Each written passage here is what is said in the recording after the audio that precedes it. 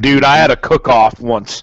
Well, actually, two of them in rapid succession, and if anything else sold the fucking laser beam rule to me, it was that incident. We had one of our M249s go down, and we were doing explosive breach of a mined wire obstacle, so we had to maintain suppressive fire while we moved up, placed in Bangalore's, moved all the way back 100 meters to a safety berm, and then command detonated them fucking with electrical wire and batteries. And so one of our saws is down, and I've got a Car 15 that shoots auto. So I went out on target for the second iteration with 10 or 15 mags of live, and I was firing this Car 15 on short bursts.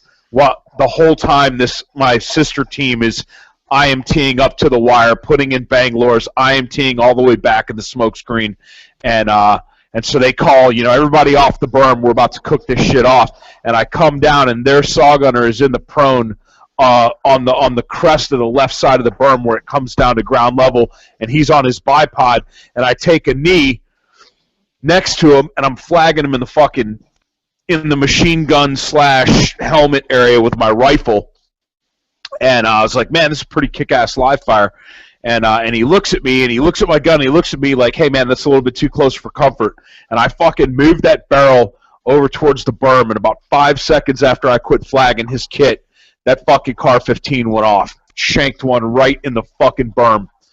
And he looked at me, and he goes, did you just have an AD, Sergeant?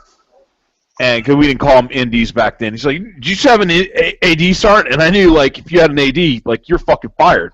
And I snatched that rifle by the magazine and held it all the way away from my body. And I was like, it wasn't me, man. Look at the goddamn thing's unsafe. It wasn't me. And while he's looking at me with only one hand on the gun and that hand being on the magazine itself in the weapon discharged the second time and fucking put another one in the fucking berm. And I was like, whoop, that gun's too hot. Fucking, I locked and cleared and ran the entire rest of the live fire going pew, pew, pew, pew, pew, pew. Fucking no bullets in the gun.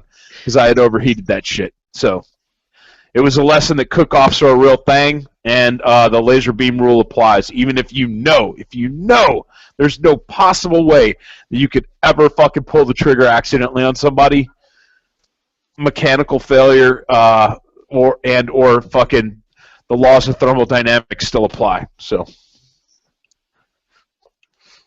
we had an out of battery out on Quantico. We were shooting saws, and we're doing the tombstone quals with MSD. So they had their belts laid out next to the guns, and the line was too tight. And so every shooter had belts to their left, while the shooter to the guy's left was too close. And his brass was clearing and bouncing away, but his link, the arc for his links, hit a link, actually hit 3 rounds, and it set off 2 of them. And it hit just hard enough on the edge of that link to set off the primers. Of course, everybody did the oh shit dance, catching pieces of brass. Pretty wild. I got pictures of it somewhere. Yeah, that's pretty crazy. That's just one of those, 1 in a million. Yeah, and the more you shoot, the greater the chances of it happening. Well, the whole you never reach your hand over the ejection port and capture an extracting Glock round, Mm-hmm.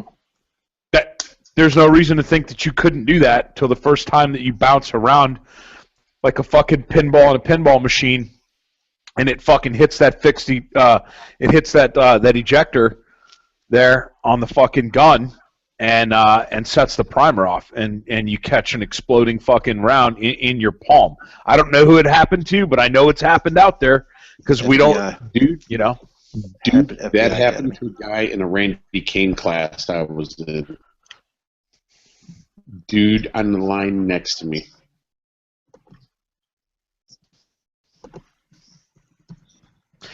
Yeah. Freak him the fuck out. I still do it, and, I will probably get fucking beat up for it at some point. Pay for it. So.